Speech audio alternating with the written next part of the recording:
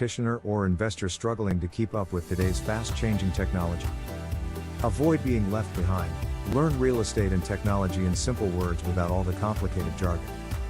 Your treat, Talakayong Real Estate at Technologia, or Talks on Real Estate and Technology, is a regular Saturday program every 6 p.m., hosted by two seasoned real estate practitioners, broker Arnel Malabayabas and consultant William Floresta, who are both tech-savvy. Learn the latest technology and trends in real estate from investors, developers, digital marketers and industry players. And treat yourself every Saturday at 6 p.m. and avoid the daunting task of learning on your own. Your special treat is on us.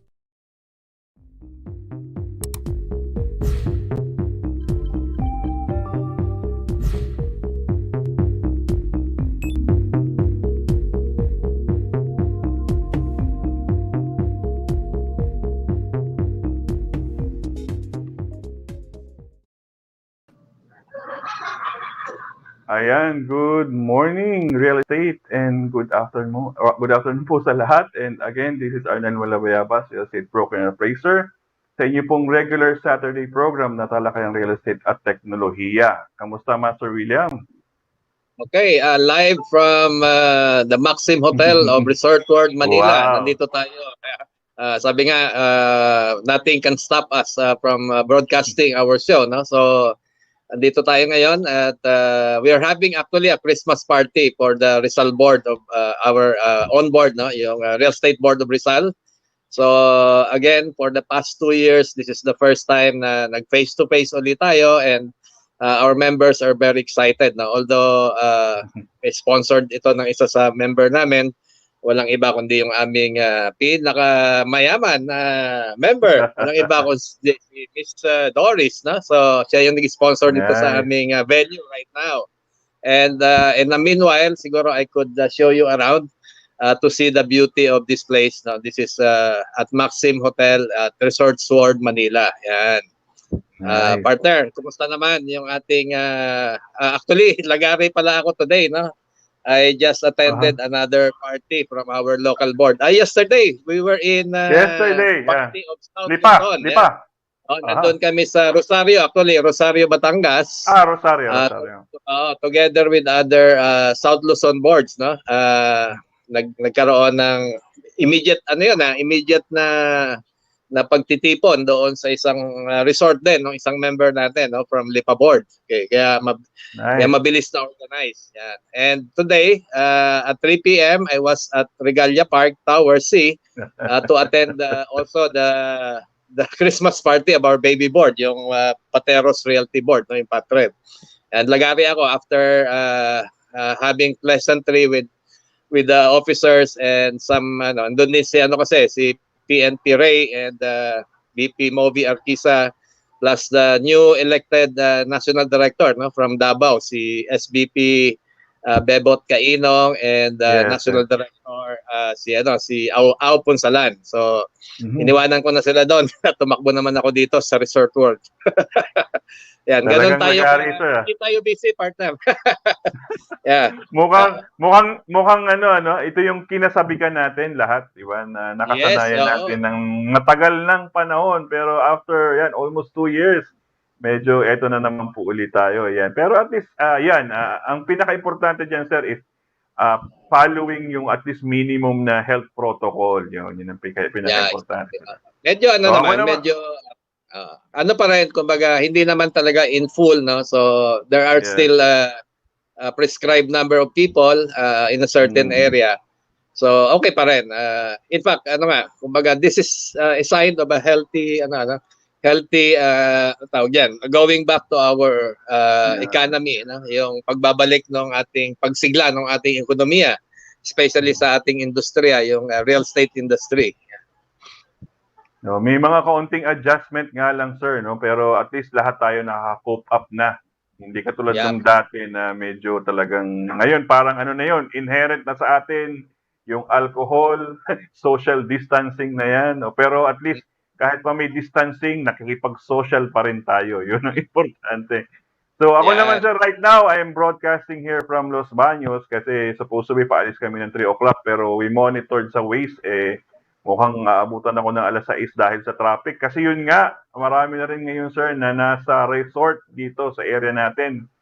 Kaya yun, Tama, ano, puno-puno actually, ano, nag-accumulate ng mga mga parties. mountain resorts, Yes, yes. mga Oo. hotels, and even yung beach, no? Punong-puno ngayon ng tao. Kaya yan. So, by the way, last week pala sir, actually this is our episode 11, season 4. 77th broadcast na natin. Yes, Okay. and last week ang ating topic that you shared yung winning sales strategies in the real estate industry. Yan. So Tama. this time naman sir, kasama na doon sa strategy na sinare mo, syempre napaka-importante ngayon ng ating topic. Kasi ito yung first time uli na may mag-share po sa atin na ano naman, yun nga, yung pro tips in real estate photography. Yan. So when you say pro, that's a professional, no? Professional yung approach, and at the same time it can be helpful in securing your listings, and if you're into project selling, maganda rin na maganda yung sarili mong shots, di ba? So pero bago natin siguro ipasok yung ating guest tonight, yung balikan lang natin yung segment, no, ni Treats, sa loob ng Treats, si Angel Luzare, pero unfortunately he was not able to send his segment tonight, so skip lang natin. Pero may mention lang natin na always there is a segment for Angel Luzare dito sa loob ng Treats. So siguro pwede na nating ipasok yung guest natin tonight, partner. Sige, sir. So, do the honor in introducing, sir, our guest. Okay.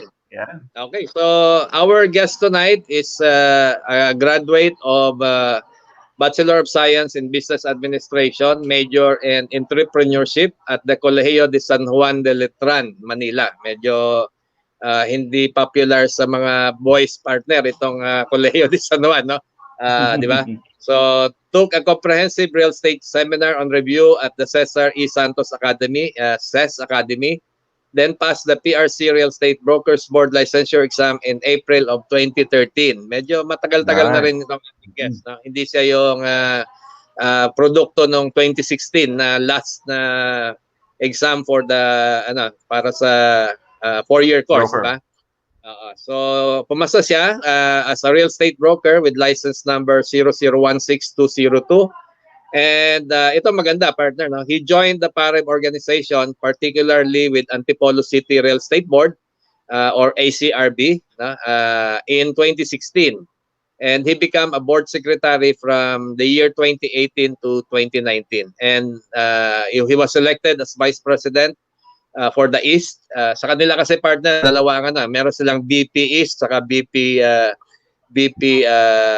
tawag ito sa South, no? Bakit? Kasi karamihan kasi ng broker ng Antipolo Board ay galing sa Philinvest, na isa sa developer natin. Kaya meron silang, since nagkaroon na sila ng office sa South, kaya meron silang BP for South saka BP for East. Okay.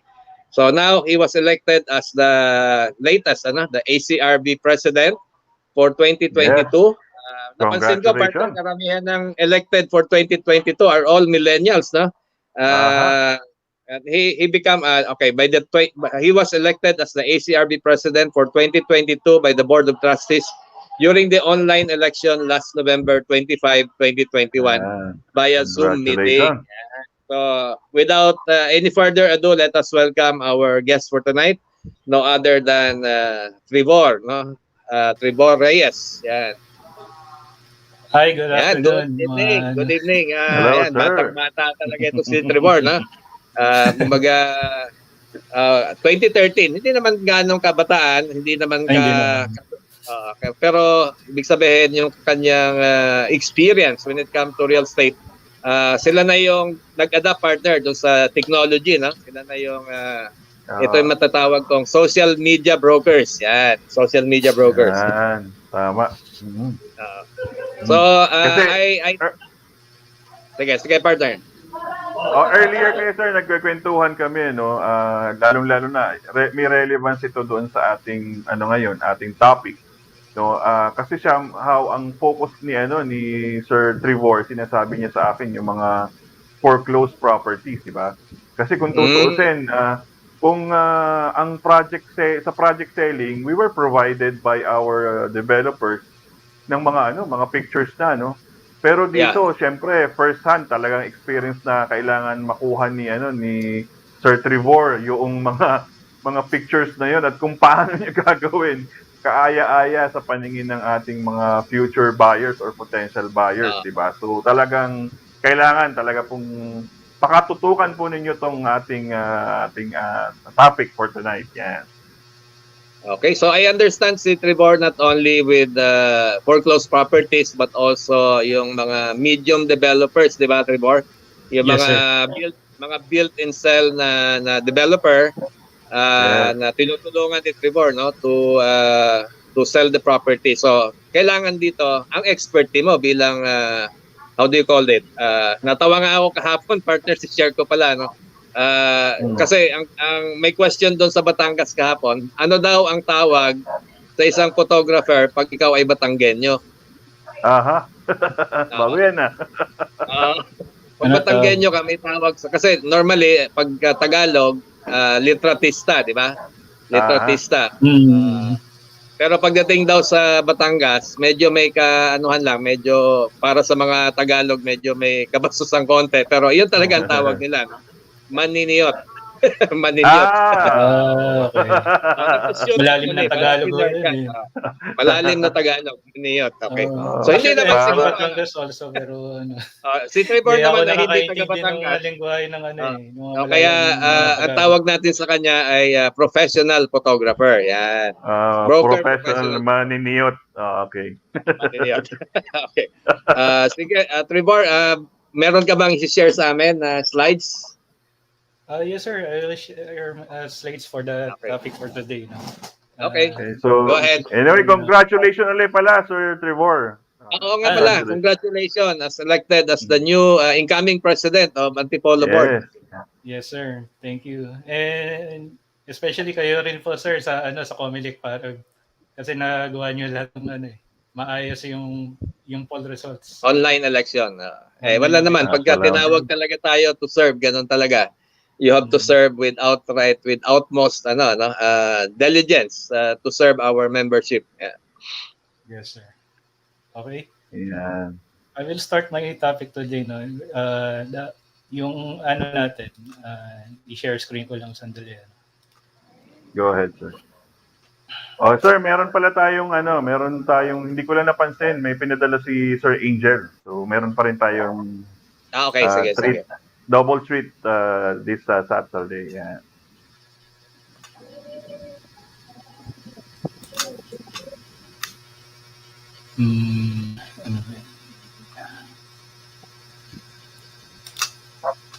Ito yata nga.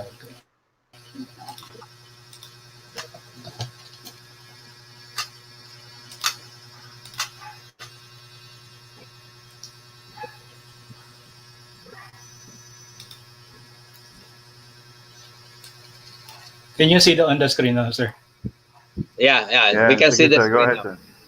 Okay. I will be sharing with you yung ito kasi disclaimer ko lang I'm not a professional photographer but I'm using it by experience. Okay. Okay. Ganun naman nag-uumpisa naman tayo from from startup and then we become professional and once we deliver, no? So the topic for today is real estate photography. Take professional photos using your smartphone. When featuring a home, one of the fastest ways to get your traffic para makakuha kayo ng leads doon sa yung mga listings ninyo that you want is by posting a well-composed photos that display the property's standout selling points. This is where our smartphone becomes your most powerful advertising tool or aid.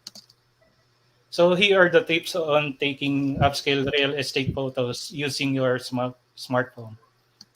Number 1, stage responsibly. Make sure any toys, photos and other clutter inside the property is out of the sight. Why? Because you want the clients to imagine themselves there and not not imagine who lives there. Then you may use the furniture and decor to create an appealing and restful space. Parang ganito yung itsura niya.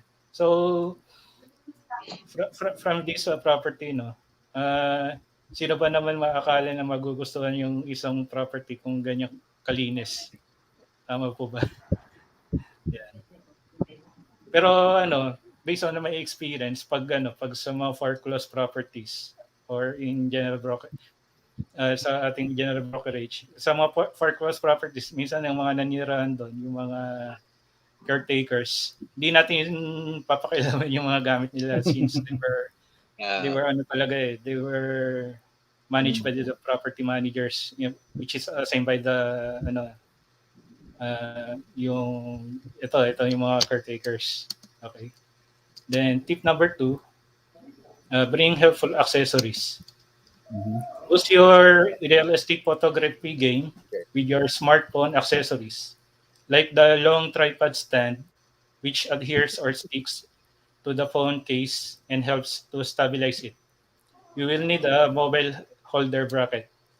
It will help you to film smooth footages, but it can offer the same speed and versatility to move your phone camera. Kagaya nito, the long tripod.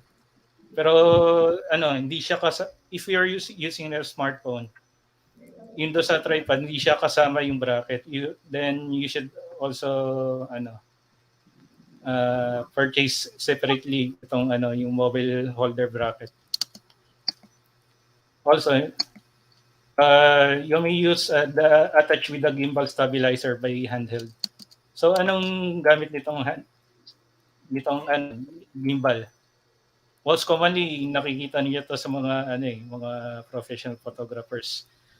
Not for taking photos but also yung videography ng paggamit ng property presentations.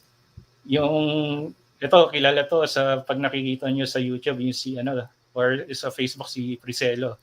Kadalasan yan ang gamit nila using the gimbal stabilizer. Ang gamit benefits for this, they're quick to set up compared to the more professional stabilization gear. They're lightweight and easy to carry, which is important if your videography often takes you on adventures. Ang paggamit ng gimbal kasi kadalasan nagagamit ito sa more on action. Tinatawag din itong action camera. You can go through some extreme sports, but in real estate they can use it more on great video presentations. Like I said na yung mga binidyoan ni Priscelo gamit ang gimbal. They let you comfortably film with the camera for longer periods of time. They will also help you to effortlessly change the direction of your camera, which can cut down of your shooting time. And also they give you a firmer hold on your camera. Then the tip number 3, find your lighting. Natural light is best, particularly during the golden hour, right after sunrise and just before sunset. We heard that before in yung photography, parang chemistry ng paggamit ng term ng golden hour. So what is the golden hour? The golden hour is the last hour before sunset and the first hour after sunrise are coveted to by professional photographers, referred as the magic hour. These times provide a perfect light to capture stunning photos. If you're taking photos in a light, make sure if your phone has great night mode or light adjustment options. Kagaya nito pagkuha nitong sa lighting. Sa condo, maganda ang lighting even on the on the sunrise kasi it which itself you the yung natural light, yung ano niya, yung glimpse ng yung labas ng niya, yung ng property without using the flash. Okay? Same with the sunset, yung nasa yung picture nasa nasa right. Yung bahay ni na Tim Kramer. Yan.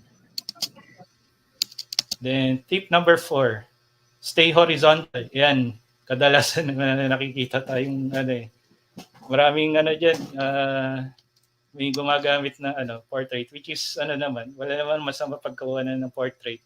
Although there are exceptions using take a shoot using the portrait. Pero yung para sa kagaya ko, kadalasan ginagamit ko dito landscape. Why? Because nakikita yung yung wideness ng ng property. Shoot in landscape rather than sorry for the spelling, portrait. This allows you to take in more detail. It's also how prospective buyers will envision the property.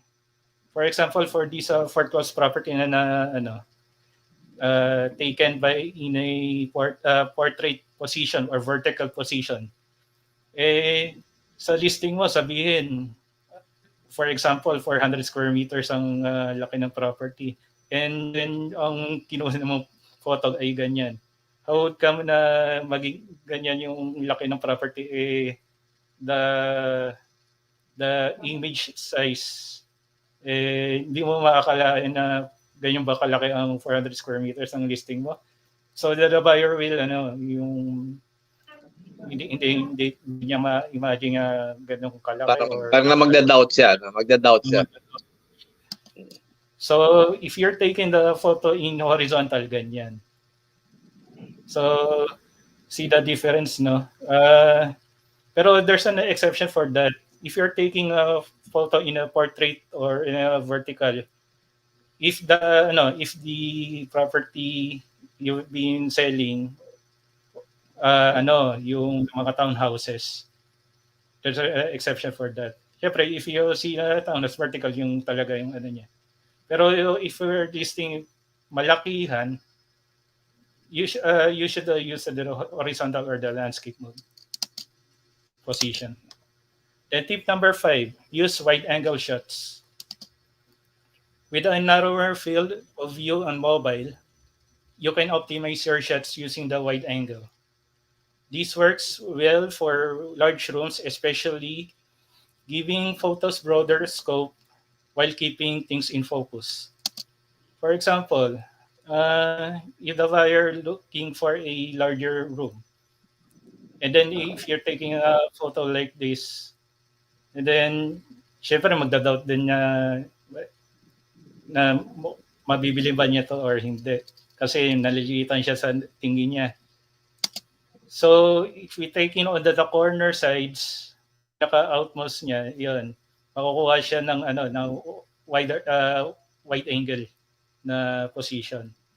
So look, the difference, yun nga, mas pag na-entice ng buyer na malaki pala tong room na to, akala ko doon sa picture lang maliit. Yan kadalasan pag na natin yung mga buyers natin. So pero ang na diyan, advice ko lang for if you want to check the property, the whole property itself, i-treating nyo lang. There's no problem with that. Pero yung panahon ng pandemic, syempre they could not go out to visit the property. Then this is the best way to take a photo, to let them see the actual image of the capture of the property. Then tip number 6, mind the mirrors.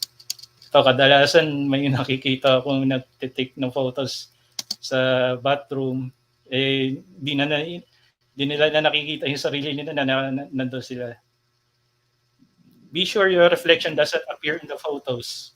If there are no mirrors or other large reflective surfaces in the space, position yourself so so that you and your phone are not off shot.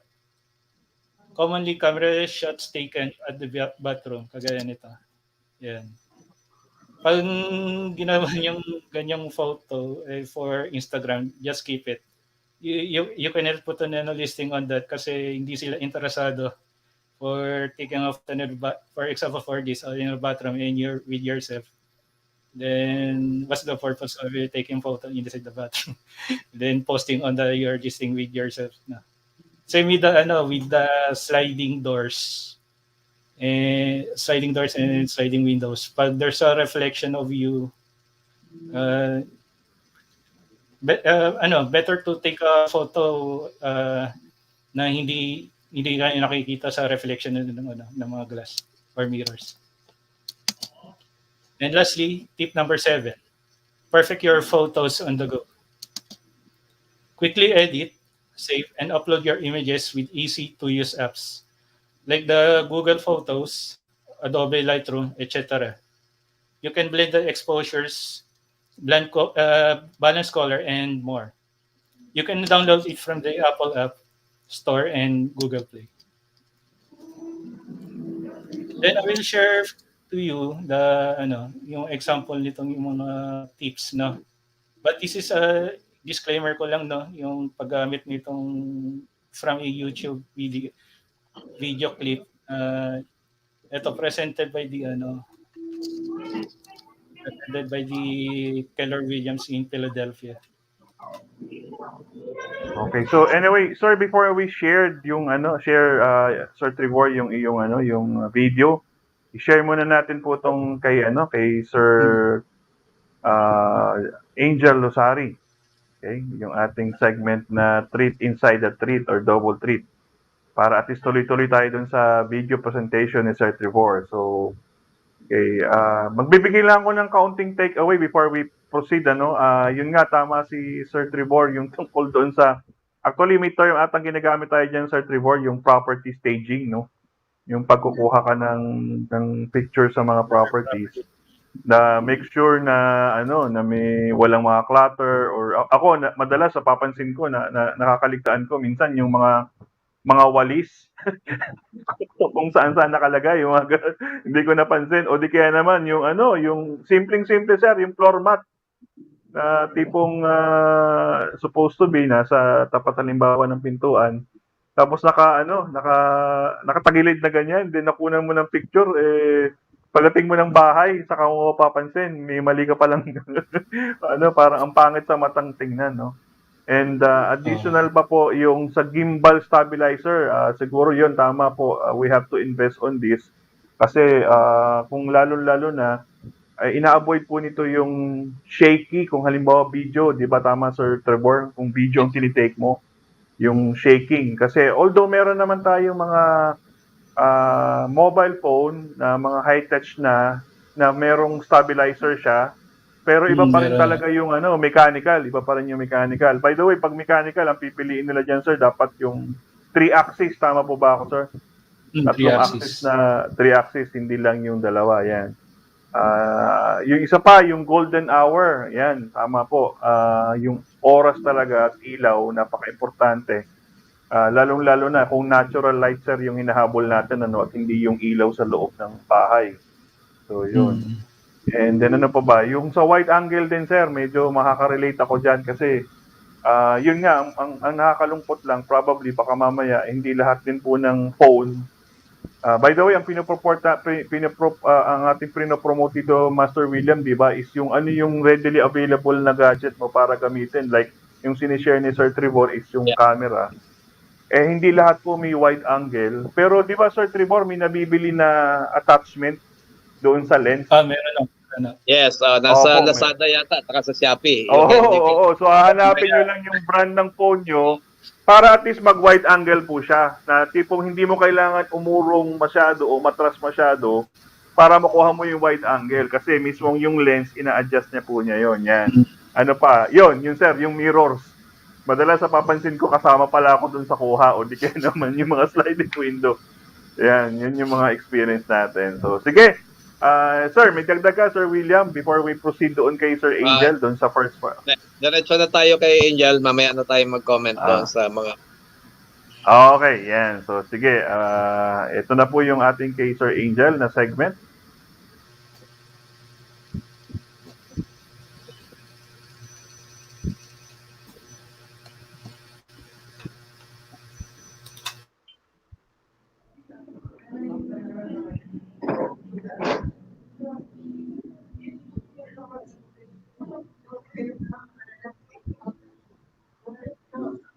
Ako si Angel Luzari ng Luzari Consulting. At nandito na naman tayo sa segment natin dito sa treats na treats within treat or treat sa treat. At ang pag-uusapan natin ngayon ay tungkol sa bagahe. At tatanong ko sa iyo, anong bagahe mo?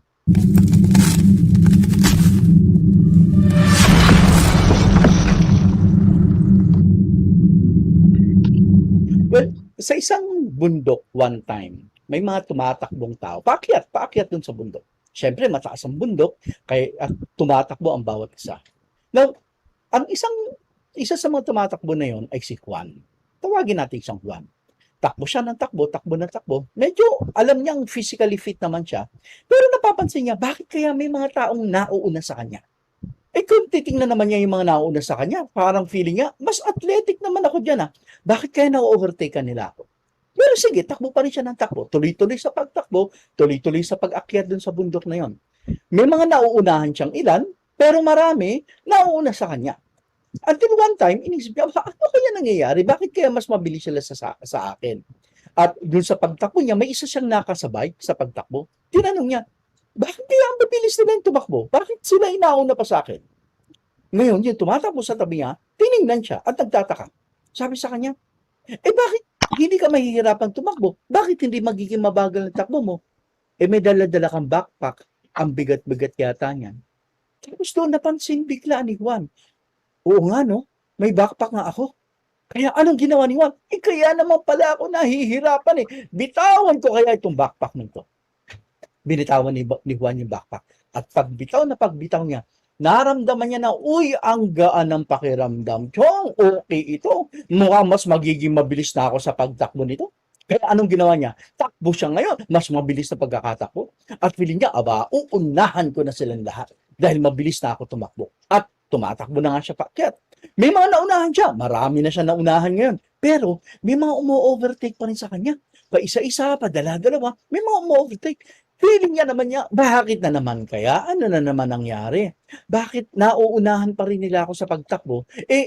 Wala na yung backpack. Magaan na pakiramdam ko. Bakit kaya nauunahan pa rin nila ako? So, habang tumatakbo siya, inisip niya, tanong ko kaya uli sa mga kasabayan ko. At meron siya nakasabay na naman. Tinanong niya ngayon, anong nangyayari? Bakit kaya ang bilis-bilis na ng takbo ko? Feeling ko magaan na, pero may mga umu-overtake pa rin sa akin. May mga nauna pa rin sa akin.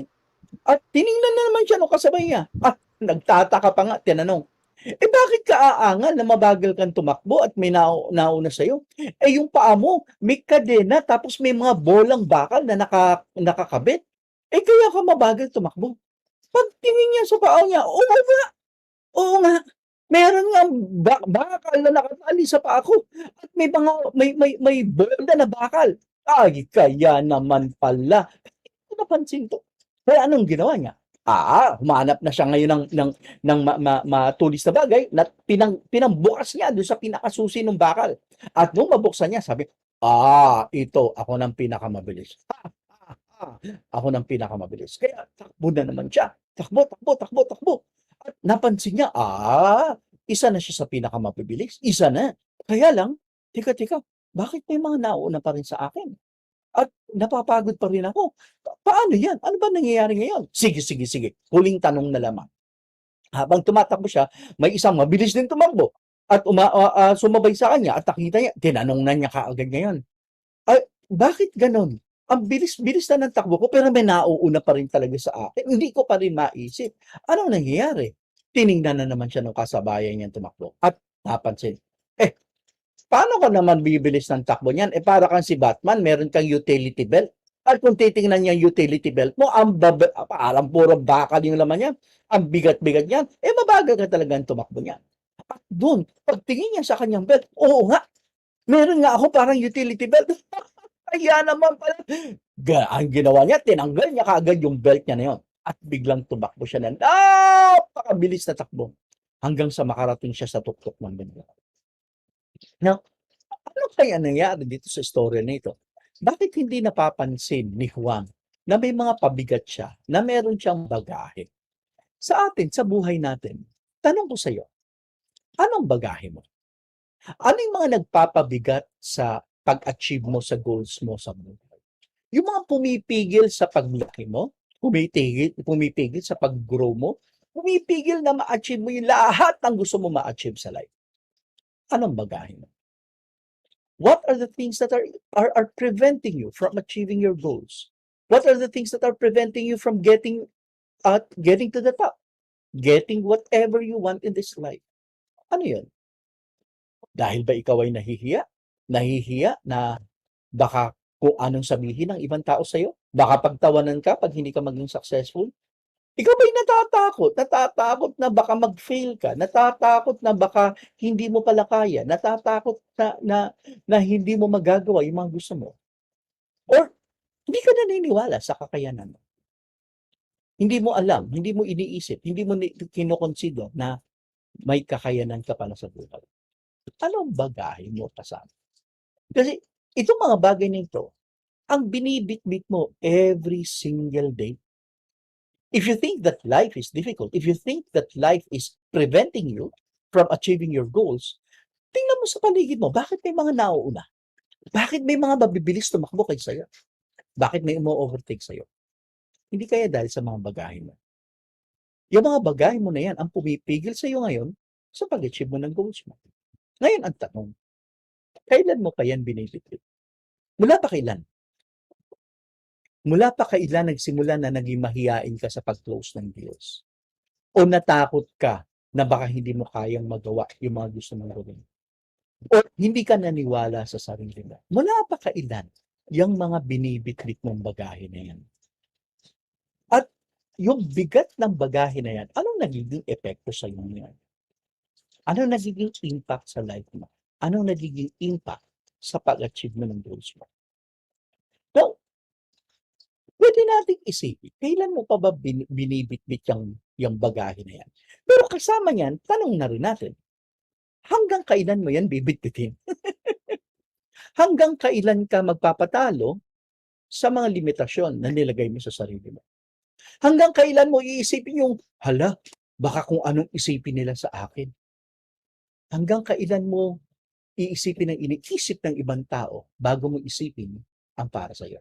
Para yung sa isang kaibigan ko, kaaga-aga, papasok ng opisina, naglalakad, paglabas niya ng bahay niya, andun sa labas may nagiinuman. At anong sabi sa kanya? Pare, tagay ka naman dito. Ikaw naman, puro ka trabaho, baka sumobra yaman mo yan.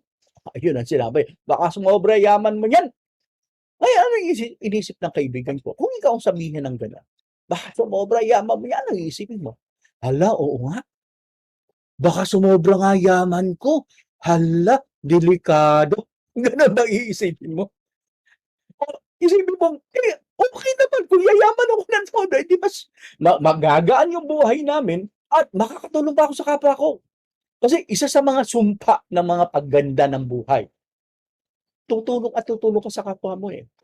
You get a chance to help other people. Kaya nga, kapag sinabihan ka gano'n, baka sumobra yaman mo, ano magiging reaction mo? Ay, oo nga, delikado nga yan. Baka yumaman nga ako ng todo. Eh, hindi ka pa nga yumayaman, pinoproblema mo na yung sobrang pagyaman. Eh, isipin mo muna yung pag-angat ng buhay mo. Kaya nga, hanggang kailan mo bibitbitin yung ganyang pananaw? Hanggang kailan ka makikinig sa mga ibang tao who are trying to pull you down? Hanggang kailan mo ipaprioritize what other people think over what you think is right? Hanggang kailan mo yan bibitbitin? And, anong kailangan mangyari para mabitawan mo yan? What do you need to do? What needs to happen? What needs to change? Do you really want to achieve your goals in life? Do you really want to succeed in life? Do you really want a good life for your family? Kailan mo bibitawan yung bagahe na ito? Papasok ng 2022. At itong 2022, bagong taon na naman. Palagi natin sabi, bagong taon, ito, bagong buhay. Actually, hindi natin kinakailangan umabot ng 2022 bago tayo magbagong buhay. Right now, as you are watching this video, maybe you'd like to start changing your life already. As you are watching this video, baka gusto mong sabihin na sa sarili mo, I want a different life. I want a better life. And for you to be able to do that, baka gusto mong bitawan yung mga bagahe na nandun sa likod mo. The fear, the doubt, and the disbelief. Fear na baka hindi mo makayanan. Doubt na baka hindi mo magawa. At disbelief na minsan nagagawa mo na nga, nagdududa ka pa rin sa sarili.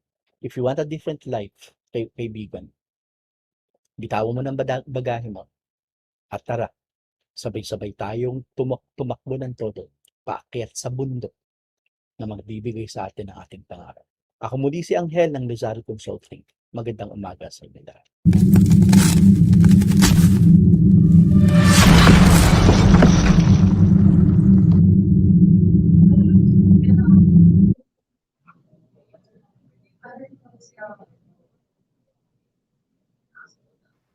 Ayan, sir. Nagsimula tayo sa who is your worthy opponent. Sunod ay yung bagyo. Ito naman ano ang bagahe mo? Bagahe mo. Ganda. Talagang, ganda ng segment. biruin mo ha. Ang ganda ng connect, di ba? Lahat sa atin may mga talagang minsan may dinadala pong bagahe. Nakakatuwang isipin, kailan mo ba dinadala yan? At hanggang kailan mo bibit-bitin yan? Yeah. So, at anong kailangan mong gawin para mawala yung bagahe mong yan? Okay. So, we are waiting for Sir Trevor. Mukhang humina po yung kanyang signal ng konti. Oo. Okay. May ikot.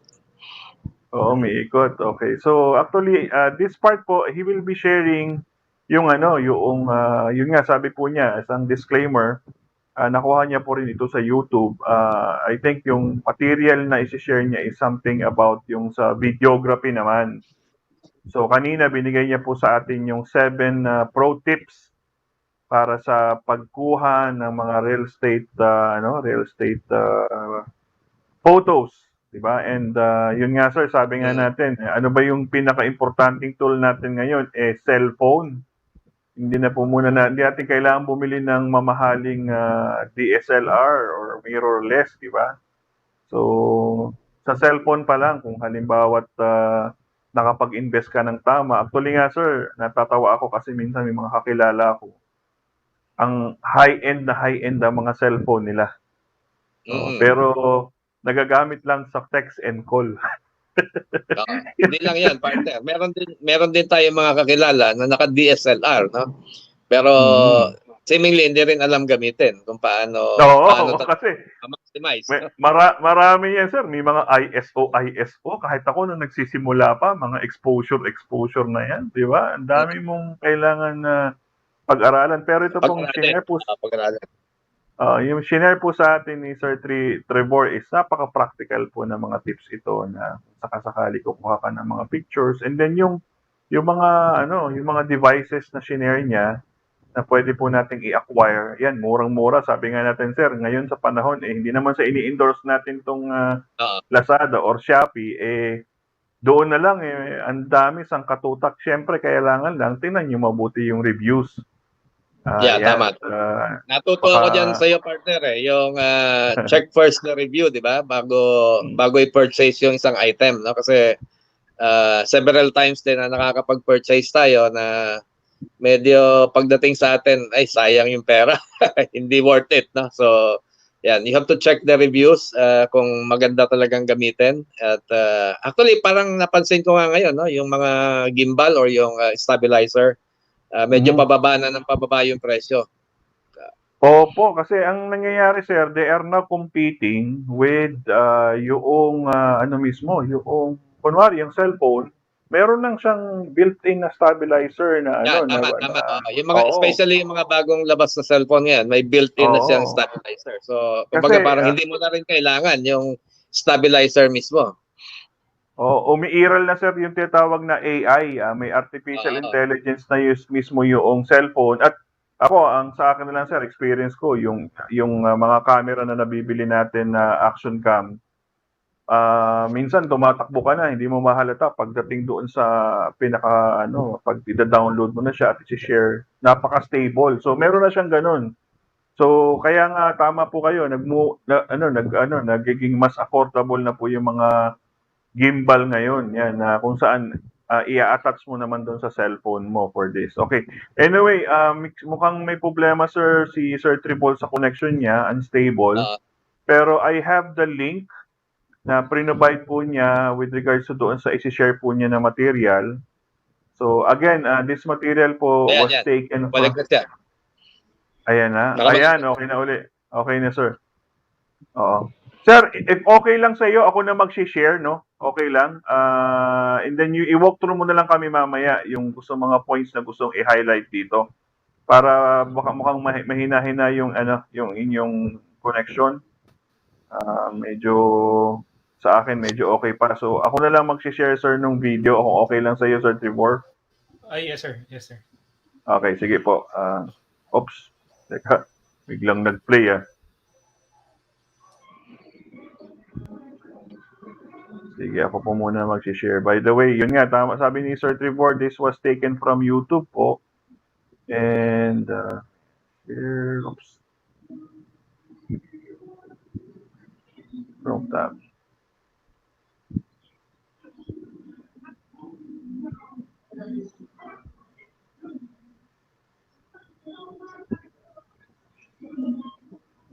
Maximize ko lang po itong isang...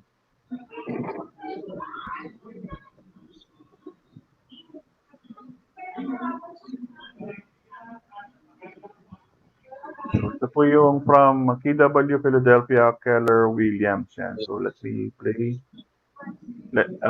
Rinig po ba yung audio? Maybe you're May audio, sir? Okay, go. in a situation where a real estate photographer can't make their way over to you for one reason or another, and you still want to sell your home. And you want your pictures to look good. Well, I'm going to show you how you can get professional looking photos that look like this out of this, your own phone.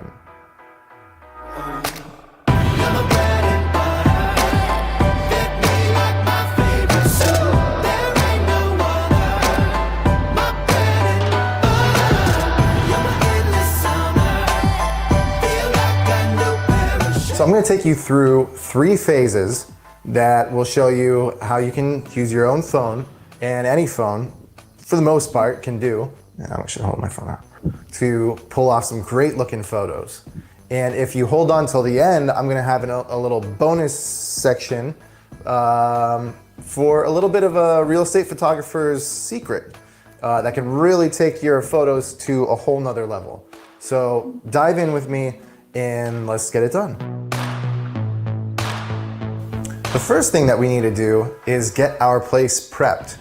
I'm not going to go prepping tips. So there's a lot of resources online. I'm not going to go too in depth, and really you could get as far as to look up maybe some interior design things. But I think the biggest thing here is that there's things to avoid. So as opposed to things to really ramp up how it looks, that's for a different type of video. But we really want to avoid some things that are going to set people off in different ways. That's kind of extreme wording. We're going to start in my kitchen. First culprit in the kitchen is going to be a trash can. Chances are it's freestanding, it's taking up space. Go ahead and either move it to a place where it tucks in nicely or get it out of there. Next thing, surfaces. If you have things on your countertops, get them out of there. They're taking up quality space. Last thing, I've seen this way too many times, get rid of those dishes in the sink. The #1 crime in any photo shoot is toilet seats up. Close those toilet seats. Also, bathroom sinks. We tend to have too much stuff on there. If there's toothbrushes, definitely get those off. And honestly, a lot of soap, things like that, you might want to remove those too. Also, let's go ahead and show what's behind the shower curtain, shall we? It doesn't have to be all the way open. That can look kind of weird too. And in this situation, the shower is actually, the head is on the other side, but we've got this nice looking plant. I've got a good angle. So I'm kind of being in my own criminal here and taking a picture that's not showing the shower head. We really want to show that shower head. This is just such a nice picture. I had to go with it. Bedrooms, and to a certain degree, living rooms. You might have made the bed and it looks nice for the first time in a long time, but you want to make sure that you're not seeing a lot of lines on those sheets as well. Make sure that's all as straightened out as possible. Sometimes even coming to the degree of using a different type of sheet. Next thing, wires. We shouldn't be seeing wires. That's not a nice looking thing. And also, pump those pillows.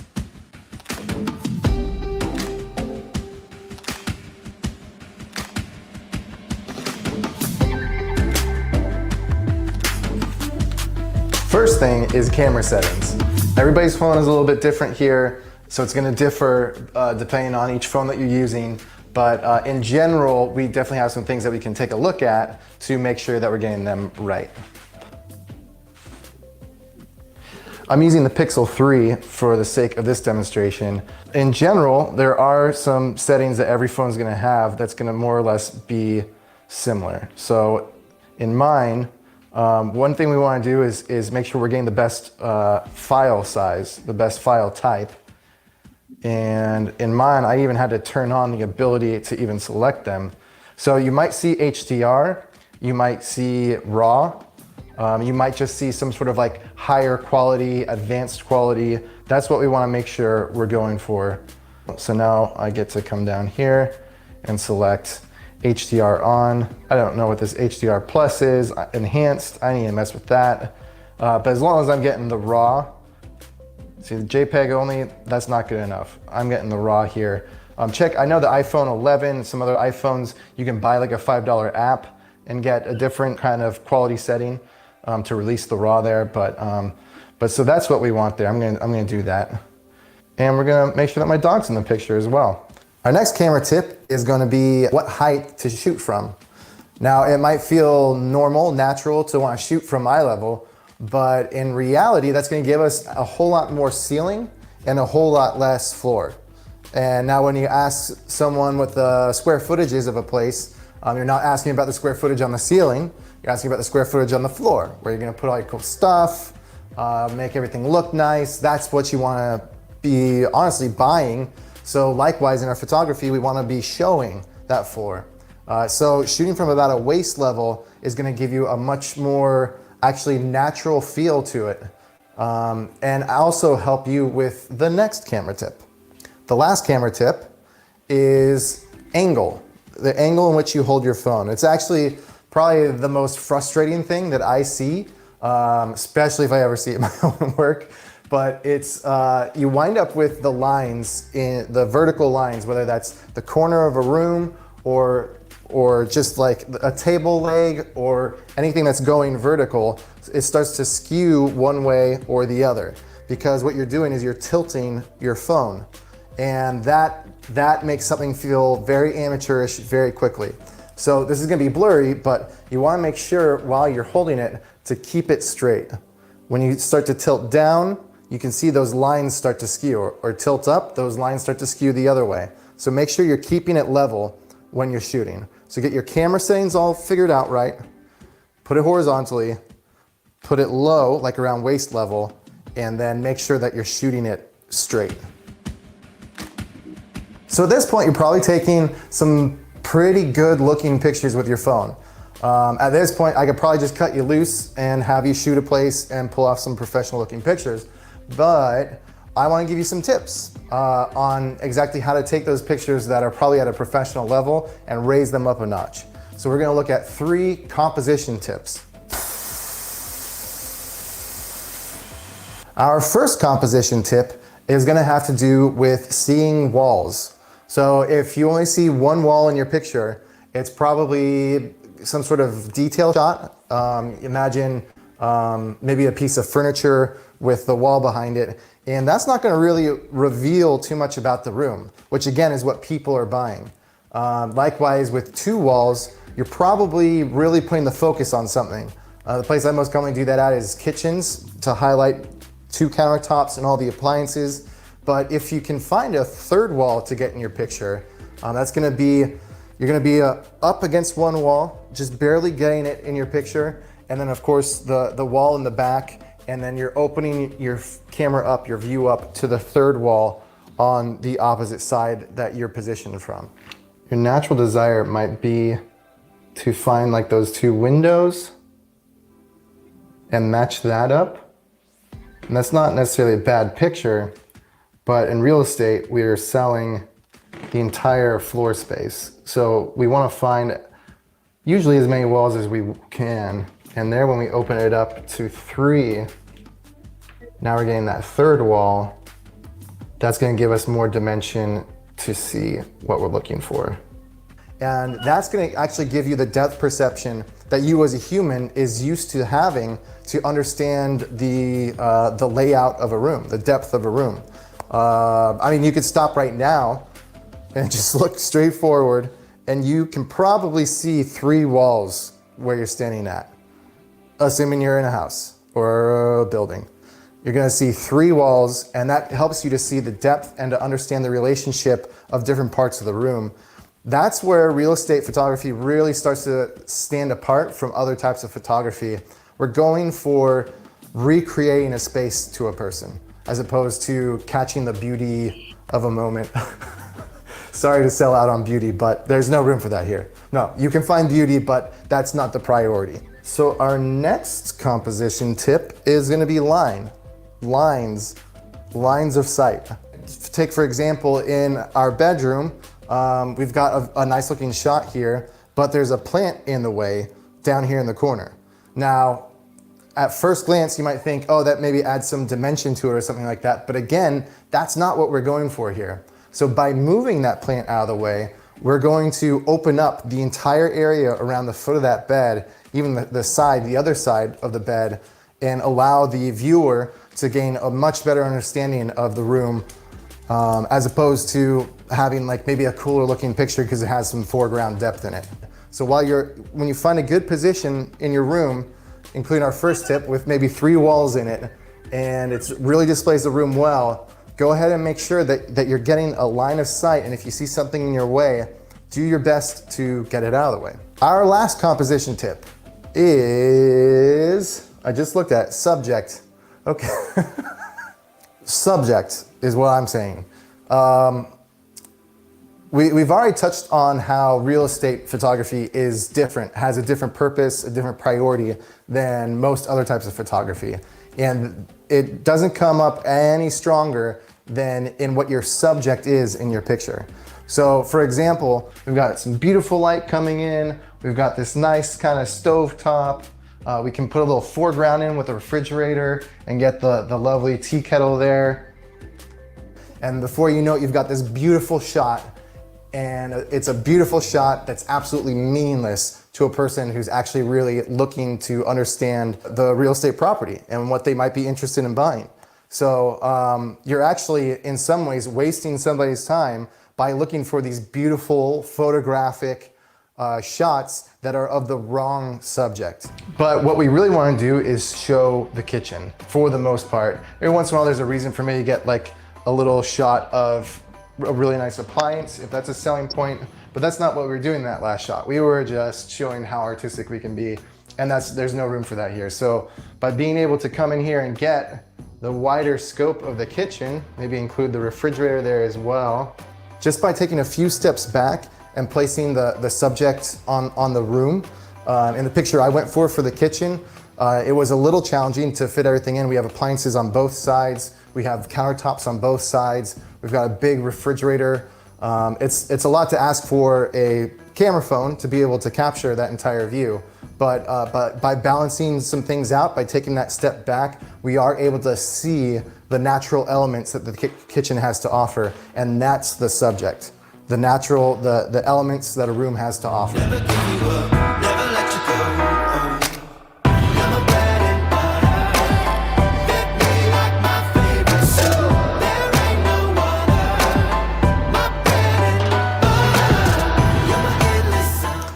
right, we are done. Except I have a little bonus segment here. If you made it this long, this is going to take your pictures up. If you followed all the rules that I've told, it gets you maybe 50% of the way there. This is going to get you that other 50%. And it's true HDR. So HDR, the concept is that you take a picture, you combine multiple pictures, one of a low exposure where you don't have much light in there, one of a high exposure where you have a ton of light in there, and then one at the more natural medium exposure. So what you're going to need to do this right is to have a tripod and one of those cell phone, I had it over here a second ago, one of those cell phone holders that can screw into the tripod. Because all your pictures have to be from the exact same point with as little movement as possible. Don't slam on your picture button when you take the picture. But if you have that, and at this point, you know, you can probably find a cheap little tripod on eBay for 20 bucks. Those camera holders are cheap as well. It might be worth it to you to go ahead and order those, spend some extra time prepping your place while you're waiting for those to come, and then go ahead and take those HDR photos. There is a difference between the natural HDR setting that you might have in your phone. That's a technological trick. It's not a trick, but it's not true HDR. It's not the true method. And so like my phone had HDR and I took HDR pictures and they are better than non-HDR pictures, but they're not true HDR. And so you'll see at the end when I post the pictures, my final product, that those were each based on me taking a low, a high, and a medium. So here you go. These are the pictures that I took.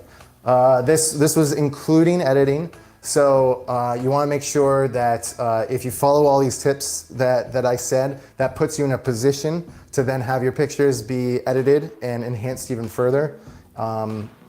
But even if you don't do any editing, I know you're going to end up with way better pictures by following these steps than you would have just going into a room. And so you can do a great job too. And I wish you the most in your photography and in your selling.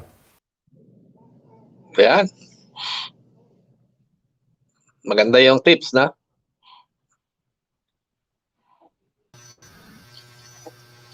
Okay. So, anything you'd like to add doon, Sir Trevor, doon sa tinir na trip ng KW Keller? Ang ano ko lang, ang advice ko lang sa mga hindi naman gaano techy, no?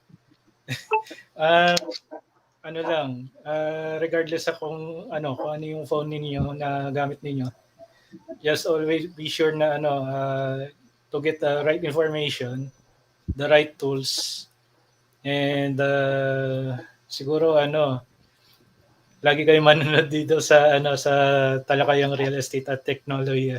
Yan. Thank Marami you. kayong matutunan. Okay, Yeah. thank you doon sa sharing, no, ginawa ni Trevor sa atin, and I think that that will be the thing in the coming 2022, no, that every one of us, especially practitioners, should really learn on how to capture best images for their listing or their property listings, di ba? In fact, minsan kahit yung sa developer na properties or projects, mas maganda pa rin meron ka talagang sariling shoots or sariling picture, no, of the property to make it more attractive to our prospective buyers, diba? Okay.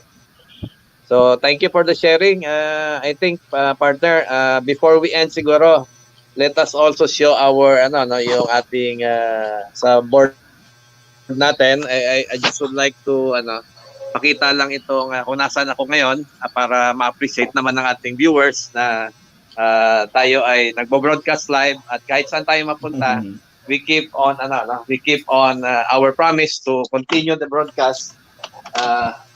Hindi ko mabuksan yung pinto. Yan, ito kami. Yan. Ito yung mga kasama ko sa Rizal board. Say hi to Trip. Yan, hi to Trip. Yan. So, yan. Medyo maganda itong aming place right now. Ayan, yun aming pinaka-beautiful. Ayan. Ay, hindi daw medyo, maganda talaga. Ayan. Okay. Okay, pakita natin hanggang sa labas. Pagkain muna. Of course, yan. Appetizer pa lang yan. Appetizer pa lang yan. Okay. Wala. Wow. We are the RBR family. Ayan, Merry Christmas! Yung ating mother ay nag-exercise pa. Zumba. Nagsusumba. Ayan. Okay, Merry so tingnan Christmas. natin the entire Merry place. Christmas. Nandito sa labas. Ayan. May sarili siyang swimming pool. Yan, may Wow. swimming pool sa labas. Andito yung ating mga gentleman brokers. Yan. Yan. So say hi to Trip. Merry Christmas Okay. po. Eventually kayo ay magiging guest din. Yan. Yan. Okay. Okay. Yan, partner. So, broadcasting from Maxim Hotel dito sa Yes. Resort World Manila. So, papaalam na tayo. Alright, so Bye. pakita mo natin yung mga comments natin. Yung Thank you, sir. Sige, pakibasa mo na yung mga comments from our viewers. Ayan. Si Ma'am Teresa Salazar, good Okay. day, Sir Arnel and Sir William. Si Ma'am Arlene. And Okay. good AM din. And sabi ni Sir Charlie Gao, greetings from Pareb, Kamanaba Reb. Okay, nice Okay. topic daw. And syempre, si ating coach Angel Losari, good morning everyone. Time to learn again, sabi niya. Si Okay. Ma'am Edna Tumala, good morning. Medyo late lang daw po siya. And sinare na rin po natin, by the way, yung link dito, sir, ng ating sinare ni Sir, ni Sir Trevor. Yan, yung sa KW Philadelphia. Okay, si Ma'am Adelina Alburo, good morning, sabi niya. Yan. Daming food, cheers, Merry Christmas, sabi niya. 2021, sabi ni Sir Charlie Gao. Yan. And si Ma'am Maria Maylene Beray, good learning po, thanks po. Yan. So yan po yung ating mga greetings. Okay, so yan, once again, thank you Sir Trevor kasi talagang Thank you, sir. napaunlakan niyo po kami ni Sir William. And magandang learning po talaga ito para sa atin ng mga practitioner, no? And sa panahon ngayon, napaka-tinding o napaka-importanting tool po yung ating cellphone, not only for communication, but most especially in presenting our listings. Yan. So, by the way, sa alalim po ng screen ninyo, plinas ko po yung contact number ni Sir Trevor, 0927-7011988, or you can email him at trev.biz11@yahoo.com. Yan. So, for those who would want to share their listings with Sir Trevor, or kukunin po siya as license broker, ayan po yung kanyang contact information. So, yan, sir, paalam na po tayo. So, muli, Okay. this is Arnel Malabayabas, license broker and appraiser po. Greeting you all, an advance Merry Christmas kasi po nasa Christmas party pa, sir. And tomorrow Merry again, Christmas daw. let's attend our our mass or our worship. God bless po and keep safe always. Likewise, this is William Floresta saying hi and bye-bye everyone for watching our show every Saturday at 6 p.m. So ito, mga kasama ko ulit. Say hi! Hi! God bless. Bye-bye po. Bye-bye everyone! Bye! Bye. Bye po. Stay safe.